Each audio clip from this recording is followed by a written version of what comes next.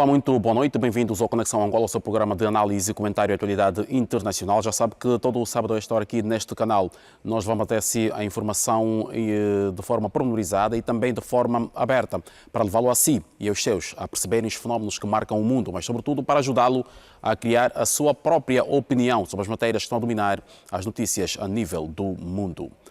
Já sabe que para o efeito fazemos sempre uma conexão a vários pontos do mundo para juntos dos nossos comentadores fazermos então a análise e o comentário que se impõem sobre os assuntos que durante a semana marcaram a atualidade em notícias. Vamos então cumprimentar os nossos convidados desta noite que passamos a apresentar e que são exatamente o Wellington Calazans, que nos fala a partir de Estocolmo, na Suécia. Wellington, muito boa noite, bem-vindo a mais uma conexão. Boa noite, David. Boa noite, o Francisco Pegado aqui no painel e a você assistindo a TPA Notícias. Francisco, muito boa noite a partir de Toronto, no Canadá. Bem-vindo. Boa noite. Obrigado, David. Boa noite, David. Boa noite, amigos da TPA. Boa noite, meu colega, o solo colega hoje, Wellington. A semana foi e continua a ser marcada então por essa expectativa em torno da divulgação dos resultados definitivos das eleições da última terça-feira no Quênia, com várias alternâncias entre os dois principais candidatos, os favoritos dos quenianos, portanto o ex-vice-presidente William Ruto e também o antigo líder da oposição, Raila Odinga. Momentos depois da votação, tão logo começaram a ser divulgados os resultados parciais, tivemos por vários momentos um ou outro a liderar esta contagem, o que criou uma certa expectativa e continua ainda, e já também algum nervosismo no seio dos apoiantes, tanto de um como de outra das candidaturas. O presidente cessante Uhuru Kenyatta, que na fase da campanha declarou apoio a Raila Odinga, já veio a público dizer que neste momento aguarda apenas pelos resultados e já não pode manifestar apoio a qualquer um dos candidatos.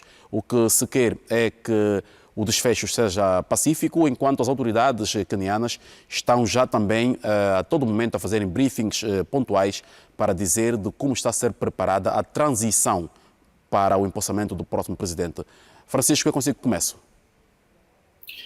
David, é uma das eleições mais disputadas de todos os tempos. Lembrar que esta será mais uma eleição do Quênia, que foi, e ainda fica paira no ar o que aconteceu em 2007. Após os resultados eleitorais, houve mais de 1.100 mortes. Então, o mundo, de uma forma sul-africana, de uma forma, ficou de olhos abertos. Tanto é que, nessa altura, as viagens para o Quênia diminuíram muito, porque o Quênia vende muito turismo.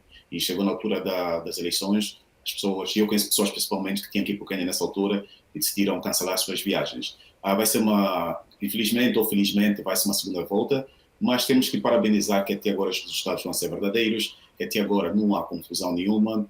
Lembrar que o Quênia, um dos países, ou sexto ou sétimo país do continente africano com a maior economia, então é importante que prevaleça a paz acima de tudo. Os candidatos olhem para o Quênia com não propriedade privada, não propriedades tribais, mas sim como serem futuros funcionários do povo queniano e que consigam realmente prevalecer os resultados. Estou expectante para a segunda volta e é importante ver, são duas políticas totalmente diferentes. Temos um mais velho, no sentido de mais político, e um mais jovem que poderá lutar contra tudo e todos, mas no final das contas eu quero que o Quênia caminhe e dê uma lição de moral, de exemplo para o mundo. Lembrar que, além do Quênia, tem vários países africanos, como o próprio Angola, irão as eleições, então seria um exemplo também para nós angolanos. Um pleito, de resto, que já mereceu também a felicitação da União Europeia, Francisco. Sim, vi as notícias, tanto li-as online, tanto aqui no Canadá também passou. O próprio governo do Canadá falou também sobre a situação, uma situação que não só a Europa acompanha, não só os africanos acompanham, não só o continente norte-americano, não só o sul-americano, o mundo todo acompanha. É porque temos que felicitar, porque nós temos aquela expressão que nos usamos muito em Angola, o dedo podre de apontar as coisas, mas também temos que começar a apontar as coisas boas e até agora as coisas têm corrido do bom caminho. Esperamos lembrar que essa é a maior comitiva de todos os tempos de observadores europeus que estão no Quênia para poder observar as eleições. Nunca foi enviado tantos observadores e as coisas estão a correr bem. Não por causa dos observadores só, mas por causa também do próprio governo queniano e da população queniana que está a dar o espaço. Eu acredito que está a ficar madura. Há que louvar então essa maturidade dos eleitores quenianos, que ao que parece terão mais memórias de 2007 e certamente terão aprendido, embora da pior forma, de que de facto as eleições devem ser uma festa e é com serenidade que se deve aguardar os resultados. É isso, porque essa não é a primeira eleição, não é a segunda, não é a terceira, é a sétima eleição do Quênia, do estabelecimento da que vai eleger o quinto presidente democraticamente eleito da história sim. do país. Sim, mas é a sétima multipartidária depois de 91, das mudanças que houve em 91. Então já deviam estar um bocadinho mais maduros, mas estou feliz que, no final das contas, é um processo, mesmo moroso, mais seguro. Antes de dar passos um bocadinho lentos e seguros, não passos altos e longos e voltamos de uma guerra. Porque a gente, quando fala sempre de 2007, pensa-se numa memória de 1.100 pessoas que morreram. Porque quando morre uma pessoa é muita gente, quando morre mais de 1.000 pessoas é muito mais gente. Então, eu repito, o Quênia poderá ser um exemplo para nós e para o resto da África e do mundo, de uma forma, quiçá, de uma forma geral. Obrigado por essas palavras iniciais, Francisco Pegado. Vamos então agora passar a conversa ao Wellington Calazans. Wellington, pela primeira vez, tal como disse o Francisco, o Quênia poderá ir pela primeira vez a uma segunda volta para definir o seu presidente. Mas o que temos estado a acompanhar é que a cada hora os números alteram-se e que quase que num clique poder-se-á também evitar esta segunda volta. Olha, David, você foi feliz ao fazer a pergunta colocando essa questão, porque é exatamente assim, quem está acompanhando, quem é interessado, né, em eleições, que é o meu caso, e que está acompanhando a todo instante toda essa movimentação em torno dos resultados, observa que não é apenas a questão de quem será o vencedor da disputa, mas também se o vencedor será consolidado numa primeira volta ou se haverá uma segunda volta. E aí, David, é que está a grande surpresa, a forma como a divulgação tem sido feita, o acesso às informações, tudo isso justifica todos os elogios internacionais em torno da organização das eleições no Quênia. Realmente uma eleição, como o Francisco colocou, muito disputada e interessantíssima de acompanhar. É interessante também destacar aqui que o único aspecto negativo observado até aqui foi que o número de eleitores foi inferior à das eleições anteriores, quando a adesão também foi acima da média mundial, com 80%. Nessas eleições, 65% de adesão, o que também reflete um pouco aquele ambiente de disputa eleitoral que foi bastante agressivo e, de certa forma, inibiu alguns eleitores. Mas esperamos que essa adesão de 65% seja justificada com a aceitação dos resultados, David, e que Quênia possa servir também de referência positiva, não só para o continente africano, mas para todo mundo, né? Lembremos aqui que nos Estados Unidos da América houve toda uma celeuma no momento de anúncio dos resultados das eleições. Recentemente, na França, houve uma série de notícias falsas em torno de votação e também do anúncio dos resultados. Então, Quênia tem sido uma escola positiva nesse aspecto, e a nossa torcida é para que todo esse exemplo notado até aqui seja permanente e que possamos ter um exemplo positivo deste país africano. Wellington, o que é que se espera que venha a mudar no Quênia depois que se conhecer o novo presidente, sendo que Raila Odinga, apesar de opositor ao atual presidente, ao incumbente Uhuru Kenyatta, Raila Odinga promete um governo de continuidade do atual governo, ao passo que William Ruto, que é do atual governo, então também promete uma ruptura e mudança. O Quênia é um ponto estratégico naquela sub-região do continente e também um parceiro estratégico para vários outros atores internacionais. O que é que se espera que venha a mudar no Quênia com a figura do novo presidente? E acrescento a isso o facto de Raila Odinga, nessa aliança que fez com Uhuru Kenyatta, apresentarem-se como um grupo de aliança que diz que são os herdeiros do poder no Quênia. Pois é, herdeiros do poder, uma situação extremamente complexa de ser analisada, né? Mas, respondendo à sua pergunta específica sobre consequências, observamos na disputa entre os dois primeiros candidatos que há aí uma questão que não pode ser desprezada, que é a questão da juventude em relação a uma pessoa mais experiente.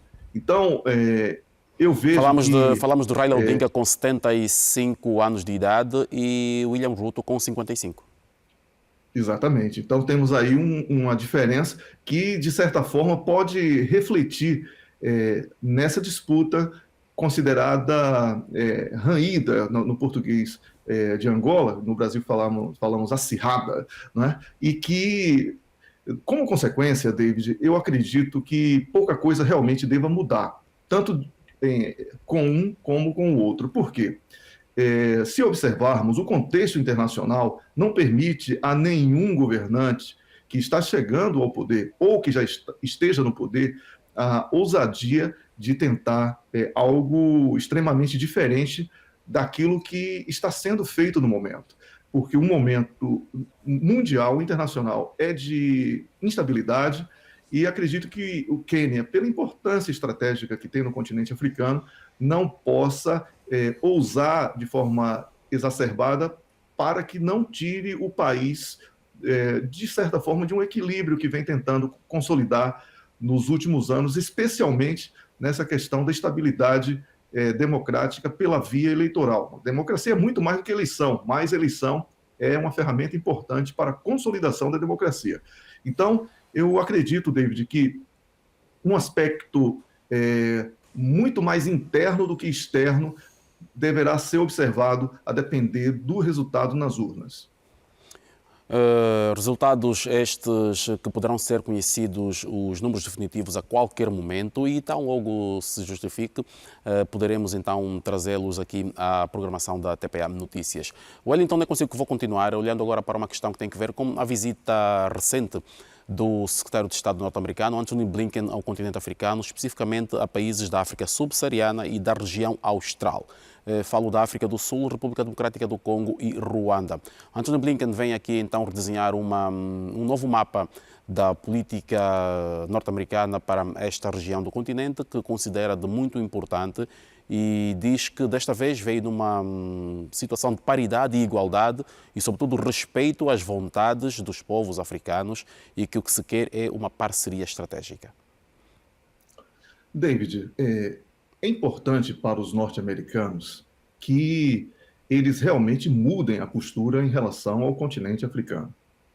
Já é muito tarde, inclusive, eles somente agora, em 2022, falar sobre paridade, não é?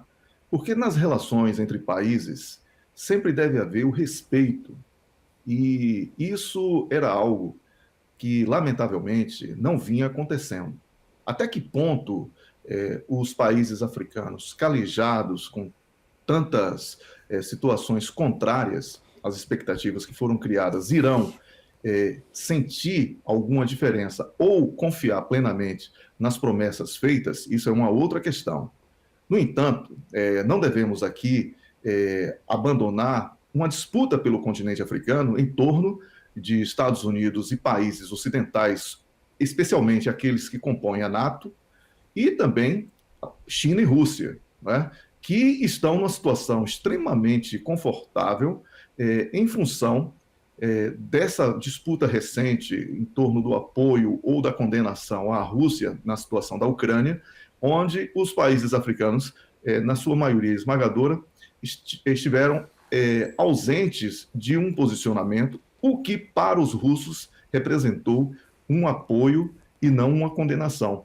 Então, há toda uma disputa em torno do continente africano, que agora passa a ser visto como um destino inevitável para qualquer país ou qualquer agrupamento de países fora do continente que estejam sedentos pela transformação da economia e de outros aspectos importantes para a retomada após uma pandemia de 2 anos e no momento de crise de abastecimento, de crise energética vivida no planeta.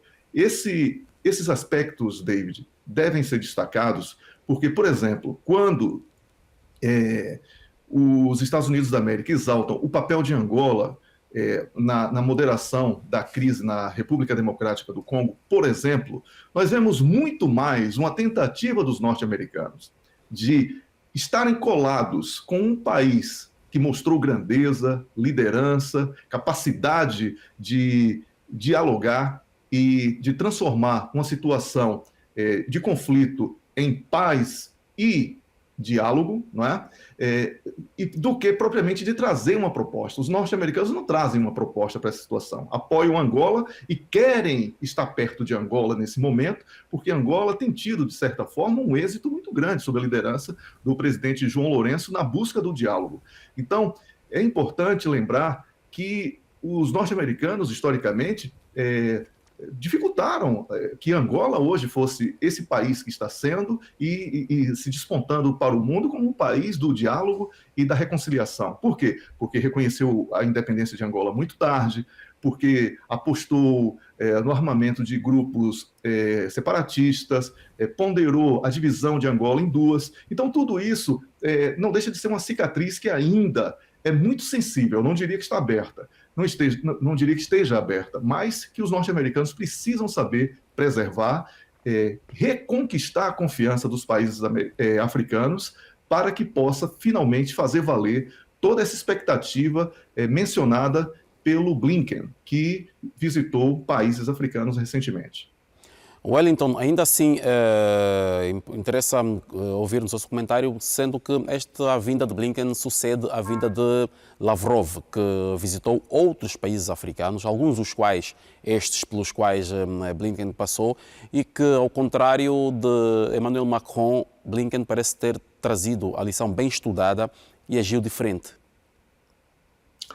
A situação de Macron é mais delicada, não é, David? Só para falar rapidinho sobre ele, porque Macron é um presidente fragilizado hoje, depois de ter perdido o parlamento um mês depois de ter sido eleito. Isso já debatemos nas edições anteriores aqui do programa. A visita do Lavrov realmente chocou não só os Estados Unidos da América, como os países da NATO, como eu falei no início da minha fala. Por quê? Porque longe do isolamento que era esperado em torno dos russos, houve uma manifestação de apoio, de adesão, inclusive com manifestações nas ruas em alguns países de apoio aos russos. E isso fez com que os norte-americanos percebessem que a abordagem deveria ser mudada.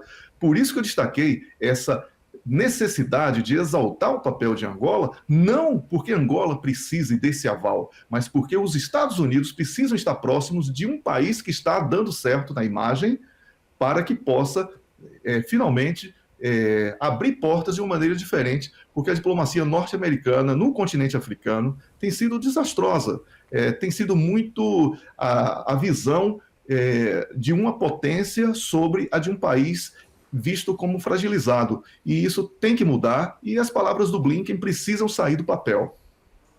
Vamos ouvir então a opinião sobre este mesmo assunto do Francisco Pegado. Francisco, a visita do secretário de Estado norte-americano a estes três países africanos, depois também que uma alta embaixadora americana, portanto a representante dos Estados Unidos nas Nações Unidas, visitou outros países africanos. Portanto, é o país do tio Sam a fazer uma redefinição da sua relação com o continente africano.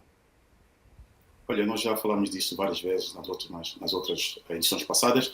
O Wellington fez um historial muito bom, só acrescentando que já esperava isto. Já esperava isso porque cada vez mais o continente africano encosta-se mais à China, à Rússia, à Turquia e à Índia também, que tem estado aí. Os países africanos têm os seus acordos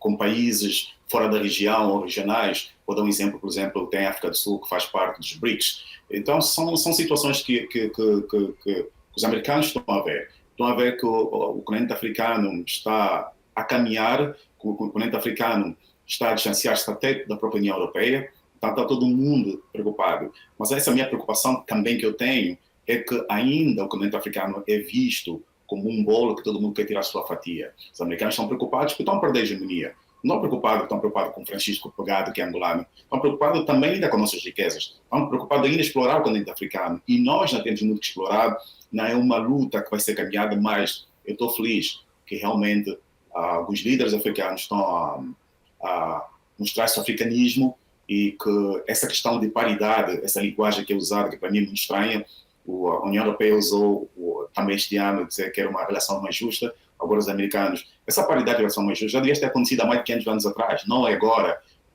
disse muito bem ele que vai tarde, mas a paridade tem que ser a partir do momento que são feitos os acordos, a partir do momento que as embaixadas são abertas em cada país, essa paridade tinha que começar muito lá atrás. Nem agora que a situação está a apertar, que todo mundo vai querer paridade, e que siga, o que sirva também de exemplo que os governos africanos possam fazer agora realmente relações diplomáticas ou relações comerciais mais justas e que também possam crescer mais em todos os aspectos. Não precisamos ter mais uma guerra para darmos por conta que quão importante a questão da agricultura. Vamos ver o que está acontecendo com a Ucrânia e não justifica os países africanos, supostamente, como diz a mídia, a morrerem de fome, quando a África é um continente arável, quando a África é a maior parte da juventude, a maior parte da população jovem, o continente africano ainda é jovem, então temos braços, temos forças, temos vontade de construir o nosso continente, não podemos depender dos outros países para dar a continuidade nesse espaço. O Blinken está a fazer o trabalho de tentar dizer, hey, apesar de ter uma China, uma Rússia,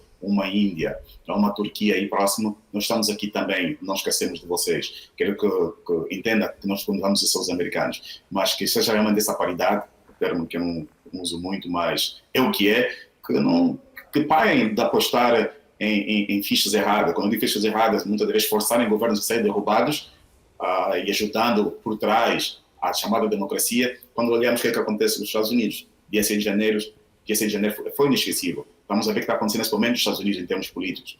E querem ser sempre os guardiões, o baluarte da paz, quando o próprio quintal tem vários problemas. Então, que realmente os governos africanos possam olhar com olhos de ver, com esses líderes que visitam o nosso continente, que não continuam a olhar o nosso continente como simplesmente um bolo que todo mundo quer tirar uma fatia. Agora, outra parte também que o Pedro falou é a questão dos Estados Unidos apoiarem Angola. Olha, muitas das vezes as políticas de governo e a política de Estado às vezes não são coisas totalmente diferentes. Nós sabemos a definição de uma da outra. Mas, na minha opinião, a política de Estado, a política de governo, no que concerne a situação do Congo, tem que ser permanentemente virada. Os angolanos têm que pensar muito além de quem está no poder. Porque se o Congo entra numa estabilidade total, como democrático, irá destabilizar nosso país também. Irá destabilizar todos os países vizinhos. Nós já sabíamos que angolano viu o que é que passamos durante a guerra. O que é que aconteceu com as populações que deslocaram-se interna e exteriormente. Então, é muito importante para que não destabilize a nossa economia, não destabilize as nossas fronteiras, não destabilize um país inteiro, porque o Congo precisa manter a paz. O Congo tem uma fronteira muito extensa com Angola, e é importante que esta área esteja estabilizada. Por isso, as políticas de Estado e de governo têm que permanecer. Os Estados Unidos têm que apoiar Angola. Os Estados Unidos têm que ver que Angola realmente está fazendo um bom trabalho. Não é fácil, porque são anos de guerra, nessa situação já vão lá mais de 20 anos que as Nações Unidas está lá metida, quando vamos a ver essa situação. Então, eu parabenizo o governo de Angola, que está a tentar trazer a mesa de conversação. Só peço que tragam também Uganda, que faz parte dessa conversa, e espero que com as eleições do Quênia também possa influenciar, já que o Quênia também tem um poder na situação. Sendo que Blinken, quando elogiou este envolvimento de Angola, mencionou também o Quênia. Francisco, já que está a falar dessa questão da instabilidade no leste do leste da República Democrática do Congo, eu quero que faça um comentário à seguinte questão que vou colocar. Muitas vezes, já foi dito aqui por vocês aqui no programa Conexão Angola, que o Ruanda e o seu presidente Paul Kagame quase que são protegidos especiais do Ocidente aqui em África. Mas desta vez Antony Blinken terá colocado o dedo na ferida quando disse que há evidências que são irrefutáveis no relatório das Nações Unidas de que o Ruanda de facto apoiou o M23 e isto é indiscutível e isto é condenável, disse-o o secretário de Estado norte-americano. Verdade, e esperava até... O que é que isto vem trazer ou alterar o quadro no palco dos acontecimentos? Olha, muitos de nós elogiamos a postura do Ruanda como país, o desenvolvimento, lembrar o que aconteceu com o Ruanda, foi trágico, é uma história que não pode voltar a acontecer. E o mundo ficou impávido, o mundo olhou e não fez nada, e quase uma população foi dizimada, literalmente. Mas agora, isso é uma coisa, outra coisa, outra coisa, como a gente tem dito. É inadmissível que até agora levou tanto tempo para ver que o M23 tem alguma ajuda do governo do ruandês nesse momento. O M23 envolve muitas histórias. Há quem diga que os Hutus são todos M23. Lembrar que foram mais de 20 anos, ou quase 20 anos, mais de 20 anos, que muitos refugiados saíram do Ruanda e migraram para aquele lado do Congo Democrático. Isso, as pessoas criaram raízes, criaram famílias, mas não quer dizer o facto de imigrares para um país, tens que reclamar aquela parte como fosse sua parte. E demora muito tempo, e finalmente os americanos disseram aquilo que já tem sido dito há muito tempo, que o M23 tem apoio do Ruanda, embora o governo ruandês diga que não. É importante que o Paulo Kagame, o presidente do Ruanda, comece também a olhar que é bonito, pronto, o país está em paz, mas não pode causar estabilidade em outros países. Porque isto que está acontecendo com o M23, no Congo, pode se reverter para o Ruanda. O Ruanda pode voltar a uma situação... O Ruanda não é um país tão grande, pode voltar-se a uma situação de guerra. O que acontece no Congo Democrático é que o governo do Congo Democrático não tem a estabilidade do país inteiro, não tem as instituições todas do governo espalhadas pelo país. E temos que condenar o Ruanda. Da mesma forma que elogiamos as coisas boas, temos que condenar também as coisas negativas. E essa apontar de dedo, essas provas que as Nações Unidas têm, eles já sabiam disso há um bom tempo. Só estavam esperando o momento exato. Apesar do Ruanda ser protegido, menino bonito, da Europa e de uma parte do mundo, mas temos que... Porque o que aconteceu foi Paulo Kagame que conseguiu, quer assim, quer não aceitamos, o país está estabilizado, mas temos muitos problemas também, direitos humanos, tem muitas coisas que têm acontecido lá por trás, tem que ser também vista, porque não existe uma nação perfeita e Paulo Kagame tem que começar a reconhecer isso, porque ele está sem exemplo para muitos africanos, ele é visto como um herói para muitos africanos, ter conseguido por um povo que sofreu bastante, lembrar que uma guerra étnica, apesar de ter apoios do estrangeiro, conseguiu estabilizar o país, um dos países mais seguros do mundo, tem Kigali, uma das cidades mais limpas do continente africano e quiçá também do mundo, um governo que tem as mulheres com paridade ou mulheres no mesmo nível que os homens, então em termos de gap entre homens e mulheres, em termos salariais, em termos também de poder. Isso é bonito sim no papel, está a acontecer, mas está acontecendo no Congo, está a morrer milhões de pessoas. Está a destabilizar o Congo, poder estabilizar Angola, poder estabilizar Uganda, os outros países naquela região. Então é importante que alguém consiga falar com o presidente Paulo Kagame e o seu governo e dizer, hey, está na altura de pararmos, temos que rever o que está a acontecer. Então, aplaudo o governo americano que conseguiu ter essa coragem de apontar. Estou à espera também da Inglaterra agora, que faça algum pronunciamento, a União Europeia e, claro, também os líderes do continente africano, nesse caso, a União Africana. Obrigado, Francisco, pegado por estes comentários quanto à situação no leste da República Democrática do Congo e fazendo aqui uma colação à recente visita do secretário de Estado norte-americano à África, 3 países pelo menos. Anthony Blinken esteve na África do Sul, esteve na República Democrática do Congo e também no Ruanda. Vamos agora passar para Wellington, Calazans. Wellington, aqui uma situação que envolve diretamente o país em que te encontras, a Suécia, que tem que ver com a recente decisão de adesão deste país à NATO. Portanto, os pedidos foram feitos, as ratificações foram feitas e conheceu um impasse na altura. Foi justamente a Turquia que dizia que não aceitava a adesão da NATO, da Finlândia e a Suécia e que fazia algumas exigências. Sabemos que houve conversações e agora estão aí os resultados. A Suécia a anunciar que vai repatriar o primeiro cidadão curdo que é requisitado pela Turquia. Portanto, sai a Turquia a ganhar neste diferendo com a NATO. Entretanto, no palco dos acontecimentos, na Ucrânia, o conflito continua. Pois é. Se a Turquia, de alguma maneira, sai a ganhar, como você colocou, a Suécia sai a perder, não é? Porque é muito ruim para a imagem de um país que tem como principal marca a capacidade de dialogar com todos os outros, pelo respeito a todos os princípios que compõem aí o imaginário de um mundo melhor. Então, ao extraditar um homem de 35 anos de idade para a Turquia, a Suécia rasga de vez aquela imagem de um país que respeitou refugiados e soube acolher pessoas, independentemente dos problemas que ela possa ter vivido ou praticado em outras fronteiras. Por que isso é importante? Porque a questão dos direitos humanos, que sempre foi algo inseparável do pensamento da política internacional sueca. Essa necessidade que é econômica de adesão à NATO, ela acaba por transformar a Suécia num país igual a todos os outros da NATO. Não é mais aquele país neutral que era respeitado por todos, que tinha voz e vez, capacidade de se colocar como um país com condição de propor saídas em busca de soluções de paz. E mesmo que o ministro da Justiça, Morgan Johansson, tenha dito num jornal aqui da Suécia, o Dagens Nyheter, que é o maior jornal impresso aqui da Suécia, que era um procedimento normal, que era um assunto de rotina normal, a imprensa alternativa, a imprensa de oposição na Turquia, considerou o gesto da Suécia extremamente preocupante, porque eu não posso mencionar o nome aqui da pessoa extraditada, porque tem que respeitar as leis de imprensa daqui da Suécia, que não permitem que uma pessoa seja identificada pelo nome nesses casos. Então,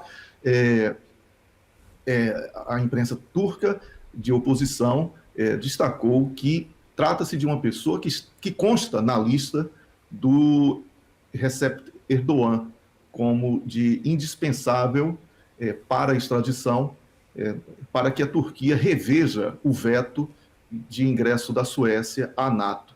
Então, David, o que vemos aqui é uma falta de respeito, né, por uma história de um país, o país que eu vivo, que eu fui acolhido também, e que eu tenho cidadania também, mas que me envergonha nesse momento. Quando o Supremo Tribunal Sueco declarou que não havia obstáculos à extradição deste turco, ele sequer foi informado que ele constava na lista de Erdogan, como foi colocado de pessoas, pela imprensa da Turquia, ou seja, portanto, de pessoas requisitadas pela Turquia. Exatamente. Então, David, isso aí mostra que há uma tentativa num ritmo, a toque de caixa, como dizemos lá no Brasil, às pressas, para que esse ingresso da Suécia e também da Finlândia seja feito de uma maneira encurtada, abreviada. Mas temos que lembrar duas coisas aqui. A primeira coisa, a Ucrânia vive hoje o inferno porque permitiu que a NATO fosse para próximo das fronteiras com a Rússia, certo? Tudo que a Rússia está fazendo na Ucrânia decorre dessa desobediência. Finlândia e Suécia passam a buscar, então, uma ucranização, porque ainda não são países membros, e a despeito da promessa de proteção, se saírem daquela expectativa dos russos de não usarem armas nucleares nas suas fronteiras, etc., poderão sofrer o mesmo destino da Ucrânia. E uma outra coisa é que vai haver ainda uma reunião entre os governos da Suécia e da Finlândia com o governo turco, na expectativa de que o veto da Turquia seja definitivamente retirado, porque os turcos ainda não estão satisfeitos com os primeiros resultados obtidos até aqui. Então, a Suécia e a Finlândia hoje são governadas na política internacional por Recep Erdogan. É isso que eu posso concluir, David. Wellington, ao que parece estamos aqui diante de um conflito também algo ideológico. Estes homens que vão ser extraditados, portanto nesse caso concreto de 35 anos, diz que nunca pertenceu ao PKK, portanto o Partido dos Trabalhadores do Kurdistão, que Erdogan considera como sendo um partido terrorista, e diz que essa perseguição deve-se ao facto de ele, depois que, enquanto era curdo, recusou-se a prestar o serviço militar obrigatório na Turquia, e que depois que se converteu ao cristianismo, então passou a ser um alvo do governo turco liderado por Erdogan. Estamos aqui diante de uma coação ideológica com estas pessoas, lembrando que a Finlândia e a Suécia, ambos deverão extraditar entre 33 a 35 curdos que estão nos seus países para a Turquia. Exatamente isso. Quando a Turquia apresenta uma lista, a Suécia e Finlândia, David, qual é a autonomia política internacional que passam a ter Suécia e Finlândia se tem que cumprir uma lista para adesão à NATO. É puro desrespeito, não é? E é um abandono completo também. É um desrespeito à história da Suécia, é um desrespeito da Turquia em relação à Suécia. E é a coisa tão grave, David, que a Noruega disse que não pode acolher essas pessoas porque essas regras da Turquia valem para todos os países membros, ou seja, não tem mais soberania, não existe soberania dos países, virou uma espécie de organização. Então, acabou aquela ideia de um país soberano entre os membros da NATO, porque se essas condições impostas pela Turquia precisam e devem ser obedecidas, não existe mais soberania, não precisamos discutir mais esse tema. Obrigado, Wellington. Vamos ouvir então o comentário do Francisco Pegado sobre esta mesma matéria. Pegado, estamos diante de uma questão que, por conta da presença ou adesão de países a certos blocos, sejam eles de interesse de defesa, economia ou outros, comprometem a soberania desses Estados, como é agora o caso da Suécia e da Finlândia, que se veem obrigadas a ceder à exigência de um Estado-membro da NATO que condiciona a sua adesão. David, para quem acompanha as notícias do mundo, para quem acompanha o Conexão Angola, e parabenizo o programa e os convidados, já se esperava disso. Nós falamos sobre a questão das questões que a Turquia pôs na mesa para que deixasse a Finlândia e a Suécia fazerem parte da NATO. Foram questões que não foram escondidas, foram questões postas na mesa e essa mim nós comentamos sobre isso. Para mim já era uma surpresa. Lembrar também que a Finlândia e a Suécia também acederam igualmente o levantar do embargo de vendas de armas em direção à Turquia, porque a Turquia tem esse embargo, e são essas questões, e vão continuar a haver mais pessoas curdas que fugiram e pediram refúgio nestes países, que até então sentiam-se seguros, a serem repatriadas ou enviadas para a Turquia. Lembrar que, só para elucidar os nossos telespectadores, os curdos e a Turquia têm um problema que já vai, a quem diga que é muito mais do que a política, é questão geográfica, é questão de quem reclama ser verdadeiro turco, e também a questão que já vão anos, muitos anos. Lembrar que essa guerra, praticamente uma guerra civil entre aquela área, entre os curdos e a Turquia. Uma guerra que vai levar muito tempo ainda, e muitas dessas pessoas conseguiram fugir daquela área, estão espalhadas pelo mundo todo, não só na Suécia, não só na Finlândia, na América, nos Estados Unidos da América, no Canadá e talvez até alguns países de África. Então, os países que querem fazer parte da NATO têm essas condições, são impostos vários pontos. E a Turquia simplesmente barrou estes dois países e pôs essas condições, que não é uma surpresa para mim, acredito que não é surpresa para o Wellington, não é surpresa também para o David, para quem acompanha o nosso programa. Havia uma espera, não esperava assim tão rapidamente.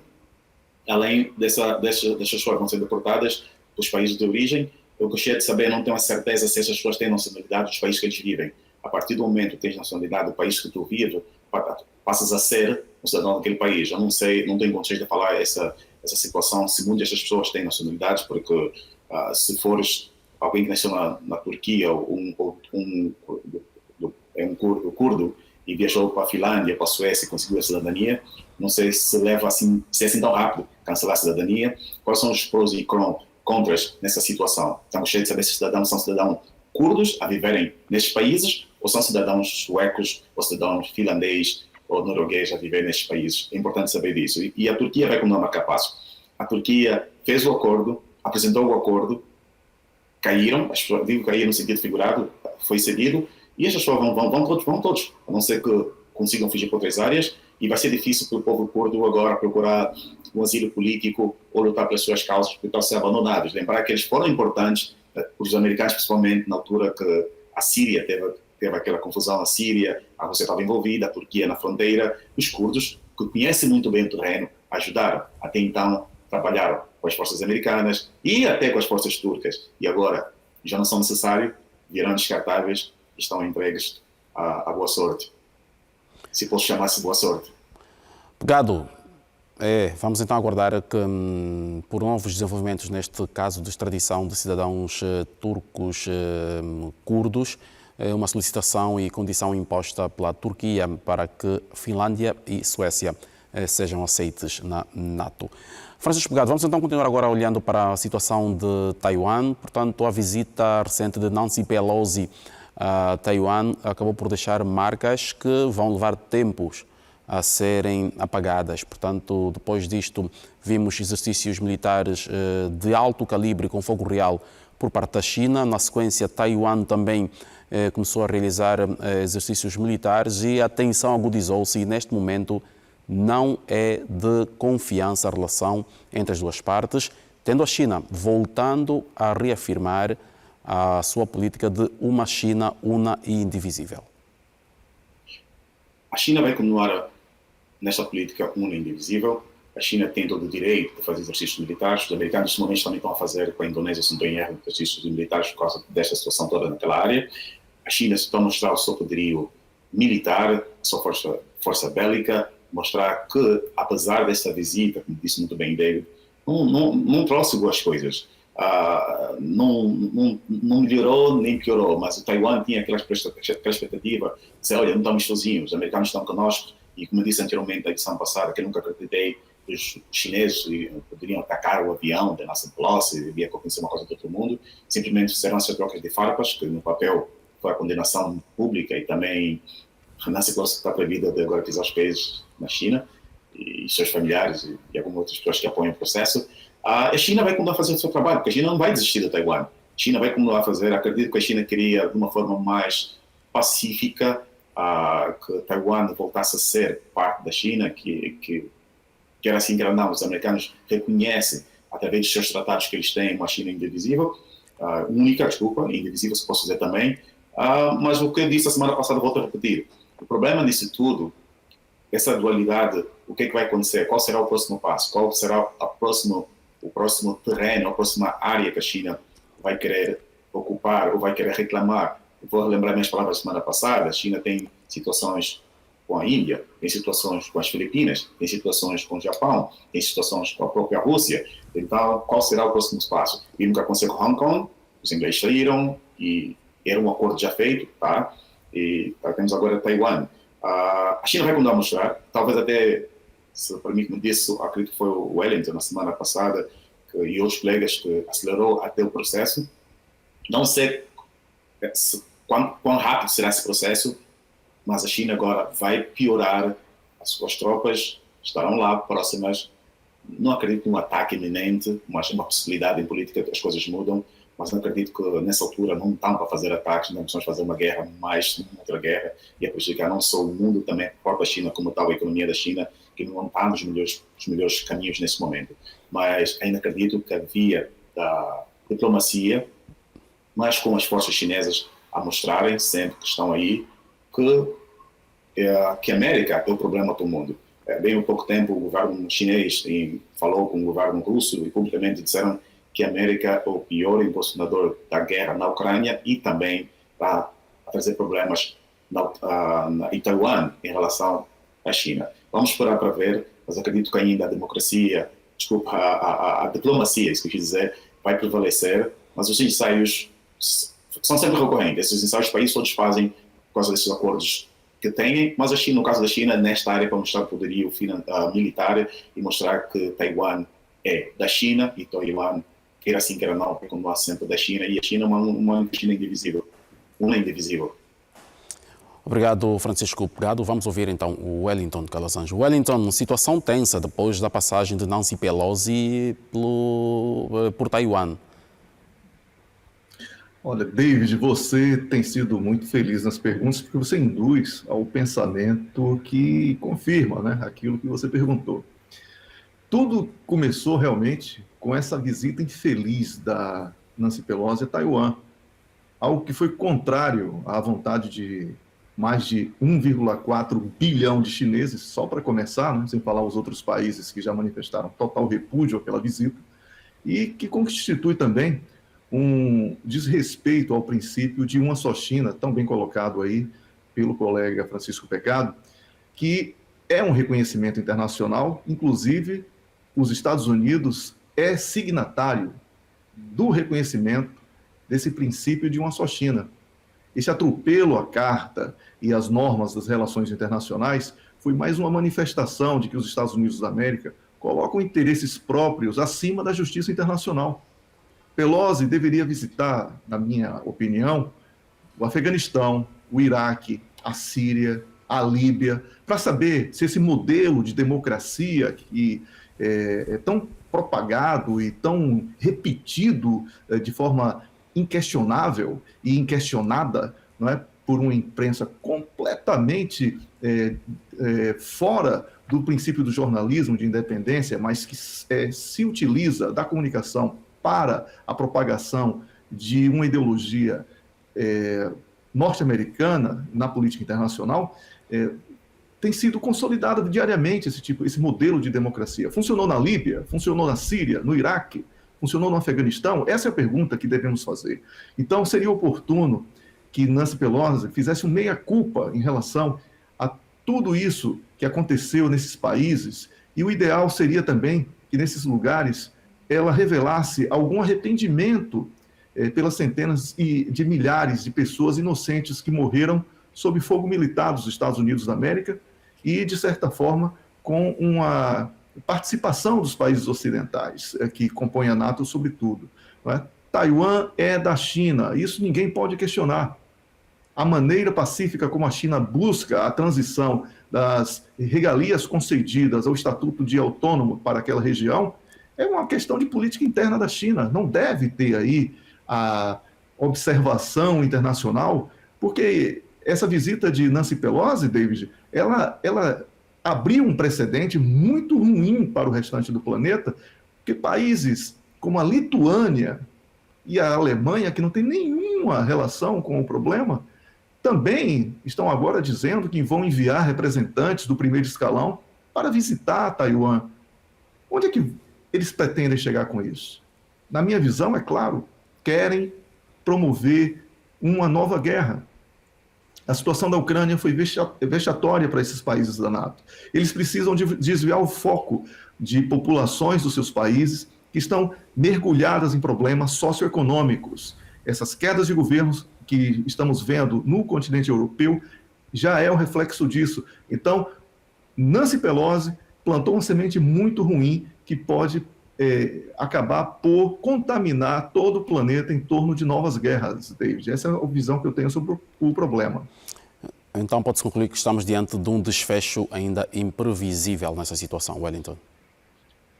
Imprevisível do ponto de vista do tamanho das consequências, mas é previsível que, se esses países persistirem em ferir o princípio de uma só China, a China não irá recuar e irá fazer valer a força militar. E aí nós teremos muito trabalho para comentar as consequências. Obrigado, Wellington. Vamos voltar ao Francisco Pegado. Francisco, um assunto que surgiu na pauta quase que em última hora, que tem que ver com as buscas à casa de Donald Trump. Uma semana depois, portanto, as buscas foram na segunda-feira, numa casa de férias do ex-presidente norte-americano, e na última quinta-feira à noite, portanto, vimos numa rara aparição do Procurador-Geral dos Estados Unidos a dizer que, de facto, ele ordenou estas buscas porque as suspeitas nada tinham que ver com a questão do Capitólio, mas sim porque há suspeitas das autoridades americanas de que Donald Trump, quando deixou a Casa Branca, terá levado documentos sensíveis sobre armamento nuclear. Olha, David, vou começar dizendo, não defendendo ninguém, o homem é inocente até provar, nesse caso, se Donald Trump é inocente até se provar o contrário. Não condeno o que a FBI fez. É engraçado, quando a FBI fazia o que fazia, o Martin Luther King, Malcolm X e muitos líderes civis, ninguém disse nada. De repente, o FBI, principalmente o pessoal, as pessoas que fazem parte do Partido Republicano, querem defender ou cortar o financiamento da FBI, quando os outros grupos civis ou sociais também diziam defenda a polícia, agora eles usam a mesma retórica, que antes não era possível, agora já é possível. A própria CIA e a FBI disse no relatório que o pior inimigo da América nesse momento são os grupos americanos, são os grupos de extrema direita, os terroristas internos do país.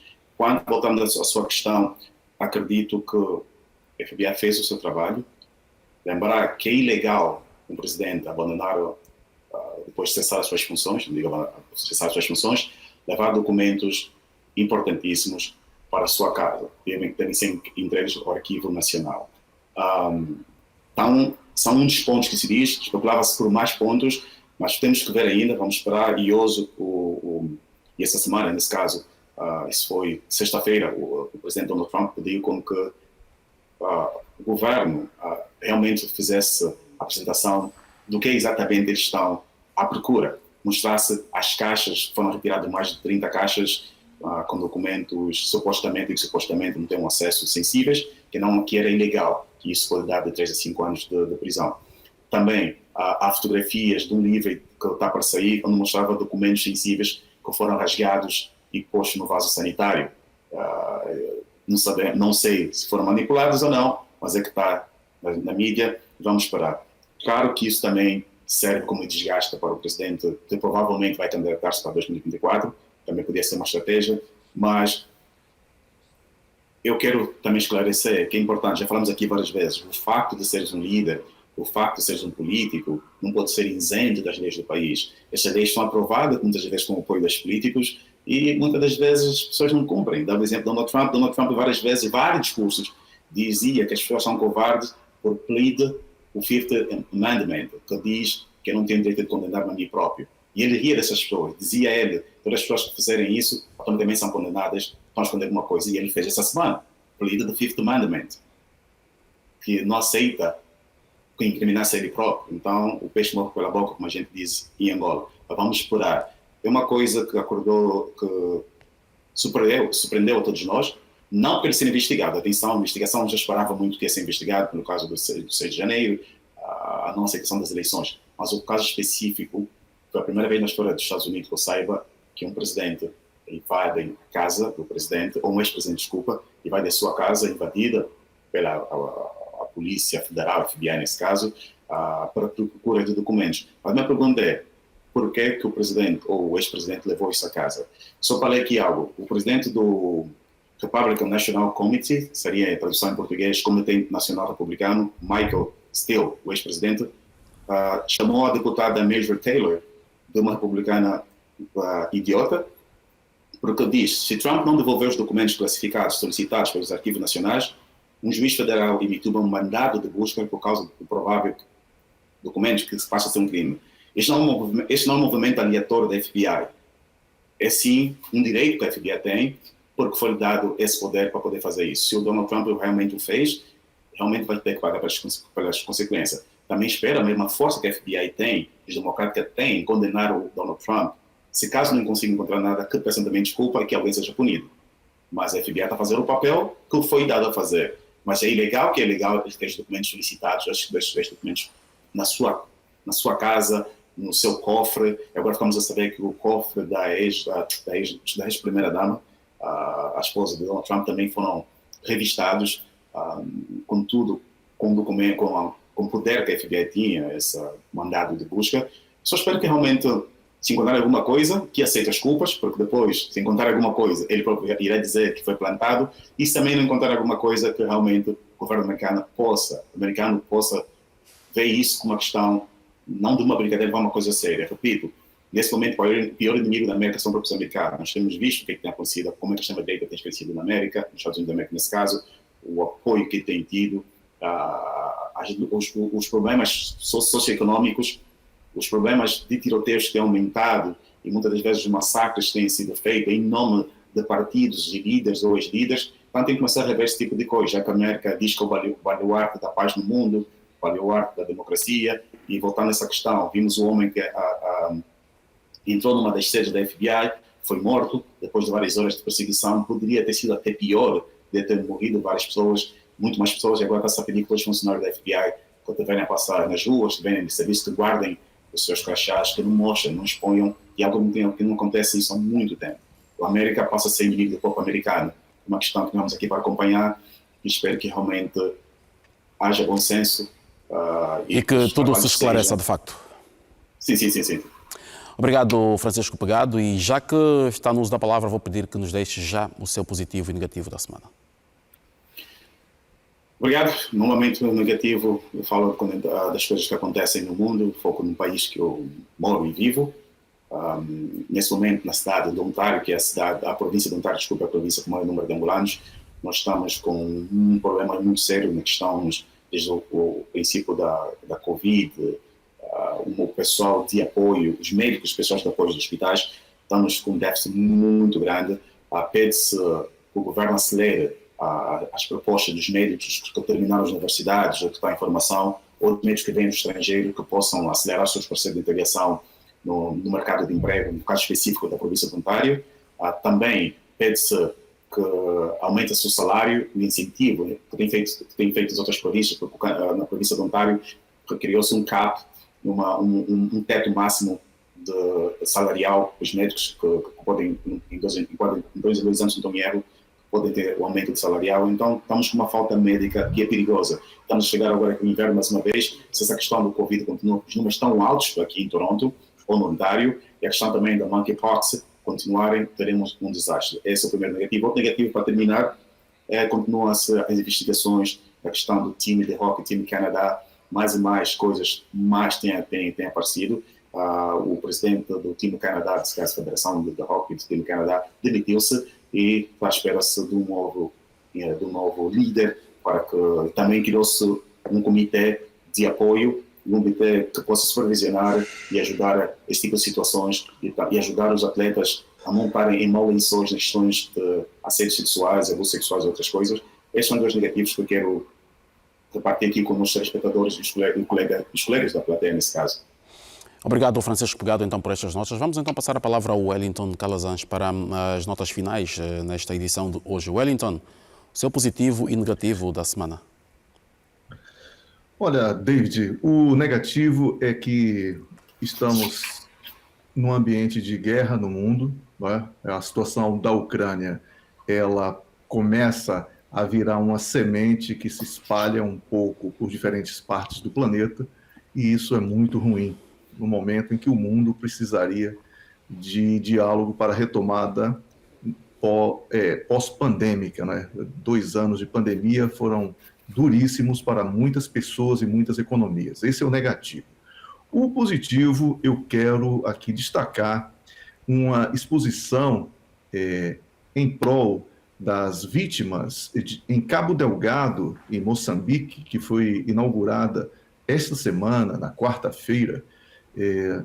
O nome da exposição é Êxodo, de um artista moçambicano residente aqui na Suécia, Vitor Ferrinho, e que eu tive o prazer de dar o nome à exposição e fazer o texto de apresentação de todas as obras.